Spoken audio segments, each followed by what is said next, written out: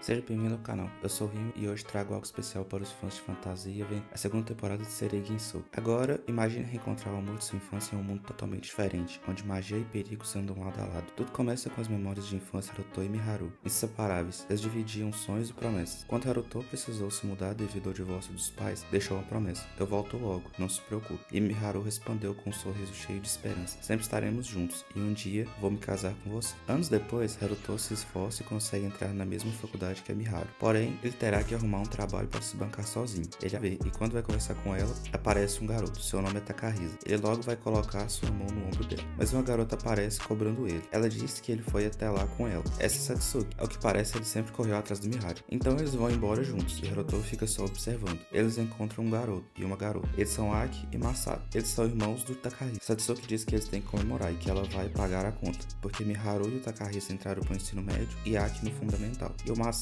para o 7º ano. De repente, aparece 2 círculos de magia embaixo deles e eles são transportados para outro mundo. Haruto, junto de Aisha e Celia, observam luzes coloridas aparecendo em algumas regiões. Aisha pede a Haruto para ajudá-los. Em seguida, vemos que eles foram levados por sequestradores e que eles não conseguem entender a língua deste mundo. Haruto chega ao local onde eles estão sendo presos. Haruto chega ao acampamento e os questiona se ele sabe de alguém que perdeu o celular. Eles dizem que nunca viram aquilo antes. Haruto não acha que seja uma boa ideia entrar em confronto com eles ali, mas então ele ouve um pedido de socorro. Ele percebe que falaram em japonês. O chefe deles diz que sua nova mercadoria é muito barulhenta, mas como Haruto entendeu, ele manda seus lacaios acabarem com ele. Eles entram em combate. Haruto pensa em pegar o líder como refém, mas acaba por decidir enfrentá-los.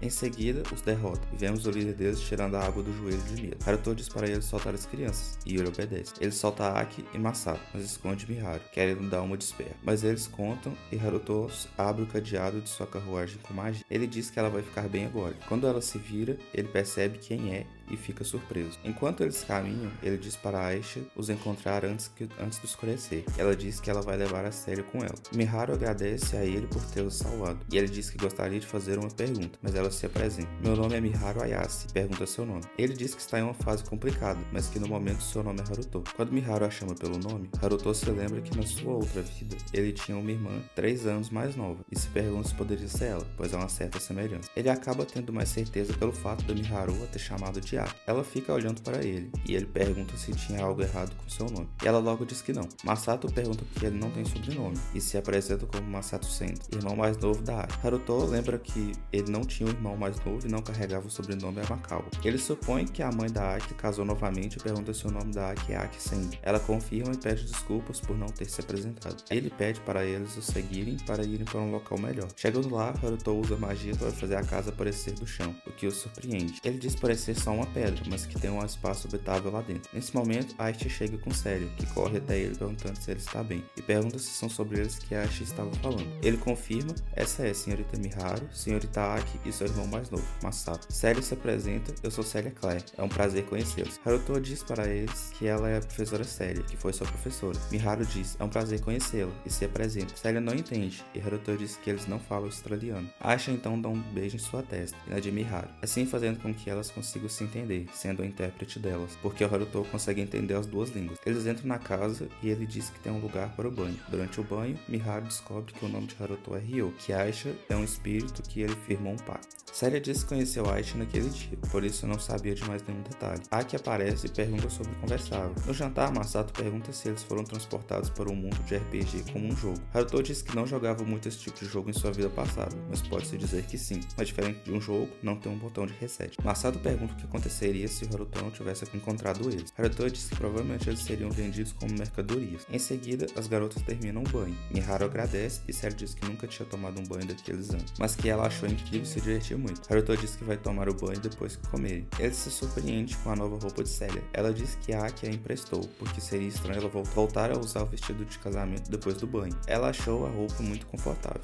Aki diz que comprou a roupa para a entrada de cerimônia na escola, que são novas. Haruto diz que elas precisam de roupas novas, que eles vão sair para comprá-los no próximo dia. Miharu diz que eles não têm dinheiro, mas ele diz que não precisam se preocupar com isso, que ele pode pagar por alguns itens do dia a dia. Celia pergunta onde ele vai comprar os itens, e ele pergunta para ela o que acha de Amandei. Ela gosta da ideia, e pergunta se ele acha que ela pode conseguir vender esse vestido lá também, mas ele logo diz que ela também não precisa se preocupar com dinheiro. Quando vão comer, elas se surpreendem com o jantar que ele fez. Eles conversam no jantar sobre como a invocação deles foi diferente. Enquanto eles foram trazidos aqui por uma invocação, ele reencarnou lá depois depois de dessa por um acidente. Celia diz que, considerando os efeitos atuais, isso pode estar ligado com a lenda dos 6 deuses sábios. Haruto diz que pode mesmo. Ele diz: dizem que há 1000 anos após a guerra divino-demônio, 6 pedras sagradas brilharam em cores diferentes e pilares de luz subiram aos céus. Heróis trajando poderosas e divinas vestimentas retornaram de fora de Istral, e no lugar dos 6 deuses mais sábios, eles irão liderar toda a humanidade. Haruto diz que ainda não pode acreditar que eles sejam os heróis da lenda, e Celia concorda com ele. Miharu diz que eles estavam com outras pessoas antes de irem para este mundo. Seus nomes são Satsuki e Takahisa. Pergunta se ele acha que eles podem estar nesse mundo também. Ele diz que é uma possibilidade, mas não pode confirmar. No meio da conversa, Aisha fica com sono e o chama para dormir. Celia, em um ataque de ciúmes, diz que eles não devem fazer isso. Aisha diz que precisa reabastecer sua magia, mas Celia diz que ela não pode fazer isso. Aisha pergunta por quê e ela sempre dorme com ele. Haruto tenta se explicar dizendo que não é o que parece. Do nada, Celia diz que Ryo ainda não tomou seu banho. Enquanto isso, Miharu, Aki e Masato começam a arrumar os pratos. Após algum tempo de tensão, todos se acalmam, e Ryo aproveita para esclarecer uma dúvida que pairava no ar. Ele explica que Aisha, sua companheira espiritual, recebe sua energia mágica diretamente dele por meio do Pacto Conecta. A ideia parece confusa a princípio, mas Ryo simplifica. A energia é compartilhada entre os dois de forma natural, como se fosse parte de sua ligação única. Apesar disso, Celia não consegue esconder seu desconforto com a ideia dele ter alguma reação ser jovem. A atmosfera fica um pouco tensa, até que Aisha, com sua habitual descontração, sugere que Miharu divida o quarto com ela. Ela diz que Miharu também parece ter uma energia mágica interessante, embora não tão poderosa quanto de Ryo. Ryo rapidamente organiza os quartos. Miharu e Aisha ficam juntas, enquanto pergunta se Masato e Aki se incomodariam de dividir. Eles concordam sem hesitação,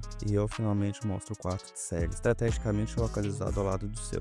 No primeiro andar, enquanto todos se ajeitam, Ryo retorna ao seu quarto, e por alguns momentos o silêncio se desenvolve. Ele olha pela janela, perdido em pensamento. O reencontro com Miharu mexeu com ele de uma forma que não esperava. A lembrança de sua antiga vida como Haruto Amakawa é inevitável, mas ele decide que o peso dessas memórias é um fardo que precisa carregar sozinho. Afinal, ele não é mais Haruto, ele é Ryo, e sua missão de vingar a morte de sua mãe é o que realmente importa. No entanto, seus pensamentos são interrompidos por uma batida suave na porta. Ao abri-lo, encontra Celia, com um olhar hesitante, mas determinado. Ela pede desculpas por incomodá-lo tão tarde, mas diz que precisava conversar com ele. Ryo a convida para entrar, oferecendo-lhe um chá quente para acalmar os ânimos. Enquanto tomam um chá, Celia quebra o silêncio, perguntando sobre tudo, como foi sua vida durante o tempo que estiveram separados, como conheceu Aisha e principalmente o que ele quis dizer com memórias de uma vida passada. Sua ansiedade é evidente, mas Ryo com paciência começa a explicar. Ele revela que, de alguma forma, carrega as memórias de outra pessoa, uma versão de si mesmo viveu em outro mundo. Esse mundo é o mesmo que Miharu e dos outros. Celia, fascinada e ao mesmo tempo confusa, pede que ele explique mais. Ryo então menciona que em sua vida passada ele se chamava Haruto Amakawa e tinha 20 anos. Essa revelação pega Celia de surpresa, pois explica por que ele sempre foi tão maduro e calculista para alguém da sua idade. Mas Ryo reforça que, apesar dessas memórias, ele agora é apenas Ryo, um garoto de 16 anos. Celia aproveita a oportunidade para agradecer Ryo por tê-la resgatado de Belton. Ela admite que, se não fosse por ele, não teria a chance de estar ao lado dele agora. No entanto, ela expressa preocupação com o estado de seu pai, que certamente está aflito com seu desaparecimento. Ryo, compreensivo, sugere que ela escreva uma carta para tranquilizá-lo. A ideia a anima, e eles combinam de comprar o material necessário na guilda rica no dia seguinte. E ele diz que tem outra gestão, que ela deveria usar um pseudônimo para ninguém a reconhecer. Enquanto isso em Belton, a tensão cresce. No palácio, Charles Arbo discute com Raiz sobre os últimos eventos. Charles ainda está furioso com o sequestro de Celia, e embora o suposto sequestrador tenha sido morto por Alfred, ele suspeita que outros estejam envolvidos. Ele diz que as fronteiras da capital foram fechadas e uma busca está sendo feita. Raiz pensa sobre como o menino e o espírito provavelmente esconderam sua presença e acha que seu último movimento foi muito ousado e se impressiona. Charles diz que para a profecia das escrituras sagradas se tornarem realidade, também desceu um herói em seu reino, foi levado sob custódia de seu pai. Raiz diz que espera que o herói seja de grande ajuda para o reino de Belton. Ele menciona também a existência de outra pedra sagrada. Charles diz que ela está guardada pela princesa Flora e pelo duque Rugianov, e diz que nesse momento é provável que eles estejam dando boas-vindas ao herói, mas que essa é uma situação complicada. Charles vê a Celeste Gretchen como uma garota jovem que só tem 15 anos, mas Raiz a vê como um problema, assim como a guilda rica, e pode atrapalhar seus planos. Em seguida, vemos um jantar do herói na casa de Nobre. Em um flashback, vemos que ele estava deitado em uma cama usando um tablet, quando foi transportado para esse mundo. Ele pergunta quem são e onde está. A princesa Flora se apresenta como a segunda princesa do reino de Belton, junto com o duque Rugianov, que é seu guardião. Ele fica pensando que isso é como um prólogo de uma invocação para outro mundo. Flora pergunta se ele é um herói, e diz que de acordo com a profecia dos 6 deuses sábios, no futuro, 1000 anos após a Guerra Sagrada, os heróis irão aparecer onde as pedras sagradas estiverem. E ela diz que para ele olhar para a espada em sua mão. Ele tem uma katana. Ele diz que entendeu tudo. Ela pergunta seu nome, e ele diz que é Sakata Hiroaki. Eles têm uma conversa sobre os acontecimentos recentes para entrarem em um bom senso. De volta a Amande, Ryo e os outros preparam para explorar a cidade. Ele diz que tem uma barreira em volta da casa deles e pede para eles não saírem de casa. Aisha então leva a Celia e Ryo pergunta se a Miharu se importa de ele levar. Ela aceita e eles vão. Durante o caminho, Miharu fica animado com a vista de cima, e Ryo diz que vai ter muitas paisagens para ela apreciar durante o caminho. Ele pergunta se ela está com medo, mas ela diz que não, porque está com ele. Séria pergunta o quanto Aisha sabe sobre Ryo. Ela diz que sabe praticamente tudo, pois eles estão ligados pelo pacto espiritual. Séria acha que isso é injusto, pois Aisha conhece mais o Ryo do que ela. Mas Aisha diz que eles estão mudando aos poucos e que ele está começando a confiar nos outros. Aisha diz que isso é por causa da Célia, porque ela foi a primeira pessoa a estender a mão para ele. Ele diz que torce para que eles fiquem mais próximos a partir de agora, e Séria concorda. Antes de entrar na cidade, Ryo sugere que todos alterem suas aparências para evitar chamar a atenção.